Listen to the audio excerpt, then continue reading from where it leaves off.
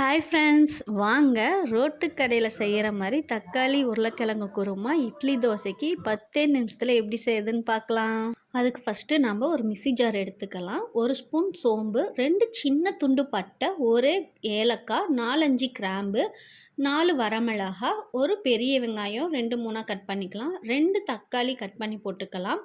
போட்டுட்டு 1 ஸ்பூன் இஞ்சி பூண்டு பேஸ்ட்டு போடுறேன். நீங்கள் இஞ்சியும் பூண்டு போடுறதா இருந்தால் 1 கட்டி பூண்டு, 3 பீஸ் இஞ்சி போட்டுக்கோங்க.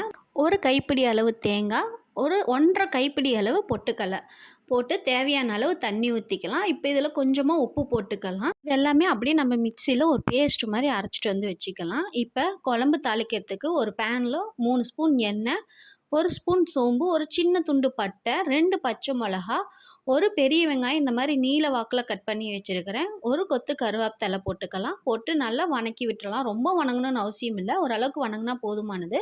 இப்போ அரைச்சிட்டு அந்த பேஸ்ட்டை அதில் ஊற்றிக்கலாம். இப்போ தேவையான அளவு தண்ணி கலந்துக்கலாம். ரொம்ப தண்ணியாட்டமும் கலந்துடாதீங்க, ஒரு மாதிரி கெட்டியான பதத்துக்கு இருக்கணும், அந்த மாதிரி பார்த்துக்குங்க. இப்போ இதில் 1/4 ஸ்பூன் மஞ்சத்தூள், 1/2 ஸ்பூன் மல்லித்தூள், 1/2 ஸ்பூன் சிக்கன் மசாலா தூள், 1/2 ஸ்பூன் கறி மசாலா தூள், இது எல்லாமே போட்டு நல்லா கலந்து விட்டுது. உப்பு காரம்லாம் கரெக்டாக இருக்குதான்னு பார்த்துக்கலாம். எனக்கு லைட்டாக பத்தாத மாதிரி இருந்தது, அதனால் கொஞ்சமாக சேர்த்துக்கிட்டேன். இப்போ இதில் 2 மீடியம் சைஸ் உருளைக்கிழங்கு கட் பண்ணி வச்சுருக்கேன், அதையும் இதிலே சேர்த்திக்கலாம். சேர்த்துட்டு நல்லா கலந்து விட்டுட்டு ஒரு 10 நிமிஷம் ஹை ஃப்ளேமில் மூடி போட்டு வேக விடுங்க. உருளைக்கிழங்கும் குழம்பும் நல்லா வெந்து வரும். இப்போ எனக்கு 10 நிமிஷம் ஆயிடுச்சு. ஓப்பன் பண்ணி பார்க்கலாம். அங்கே பாருங்கள், குழம்பு நல்லா வெந்துருச்சு, உருளைக்கிழங்கும் நல்லா வெந்து வந்திருக்கு. இப்போ அடுப்பை மீடியமில் வச்சுக்கலாம். வச்சதுக்கப்புறம் ஒரு கைப்பிடி அளவு கொத்தமல்லி தழை போட்டுக்கலாம். கொத்தமல்லி தழை போட்டு நல்லா கிளறி விடுங்க. கிளறினதுக்கப்புறம் அடுப்பை ஆஃப் பண்ணிடுங்க.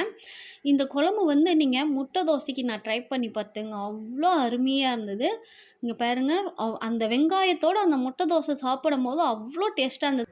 நீங்களும் இந்த ரெசிப்பியை ட்ரை பண்ணி பாருங்கள். நம்ம ரோட்டு கடையில் சாப்பிட்ற டேஸ்ட் அப்படியே இருந்தது. உங்களுக்கு இந்த ரெசிபி பிடிச்சிருந்தால் லைக் பண்ணுங்கள், ஷேர் பண்ணுங்கள், சப்ஸ்கிரைப் பண்ணுங்கள். தேங்க்யூ ஃபார் வாட்சிங். பாய் ஃப்ரெண்ட்.